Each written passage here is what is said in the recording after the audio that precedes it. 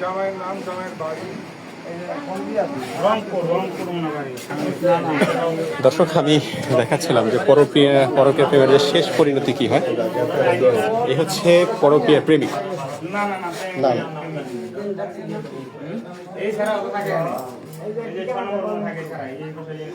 এই নাম কি তোমার? তুমি কেন এই কাজ করলাম একটু বলো। ভালোবাসার জন্য করছো। ভালোবাসার তারা তো আগলে রাখে। তুমি কি জানো না যে মোটামুটি দেখা গেছে সে বিবাহিত? জানতা না?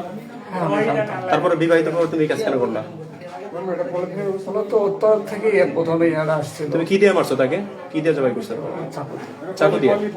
আচ্ছা, কোথায় আঘাত করছো? সুপ্রিয় দর্শক, জানতে পারলেন যে দেখুন খুনি নিজের মুখে স্বীকারোক্তি দিয়েছে যে সে জবাই করেছে। তার সাথে রিলেশন ছিল, সে নিজের মুখে যে স্বীকারোক্তি দিয়েছে যে সে আসলে জবাই করছে। পরকীয়া প্রেমের কি শেষ পরিণতি কি হতে পারে দেখতে পেলেন।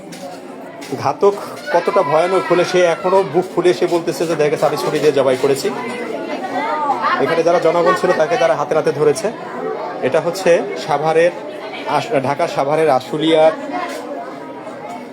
ভাদাইল তালতলা। বাড়িওয়ালা নতুন বাড়িটা কিনেছে সোহাগের বাড়ি। আমি লাইভে আবারও বলে দিচ্ছি, যারা আমার লাইভটা দেখতে পাচ্ছেন তাদেরকে আমি লোকেশনটা দিয়ে দিচ্ছি, যারা নিউজ কভার করতে চাচ্ছেন এবং আমার সাংবাদিক ভাইরা। এটা হচ্ছে আশুলিয়া থানার ভাদাইল তালতলা। বাড়িওয়ালা নতুন বাড়িটা কিনেছে। এটা হচ্ছে সোহাগের বাড়ি, মাতবার বাড়ির সাথেই সোহাগের বাড়ি। ধন্যবাদ সকলকে লাইভে থাকার জন্য। এবং কি পরকীয়া প্রেমের যে শেষ পরিণতি কী হয় সেটা কিন্তু বাস্তবে নিজের চোখে দেখতে পারেন। এবং কি যারা এই ঘটনাকে তীব্র নিন্দা জানান তারা একটু শেয়ার করে দিন এবং কি মানুষকে সচেতন করার জন্য অবশ্যই এই সমস্ত যে বিষয়গুলো যে মানুষকে সচেতন করার জন্য অবশ্যই দরকার আছে।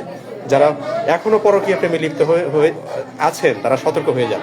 ধন্যবাদ সকলকে।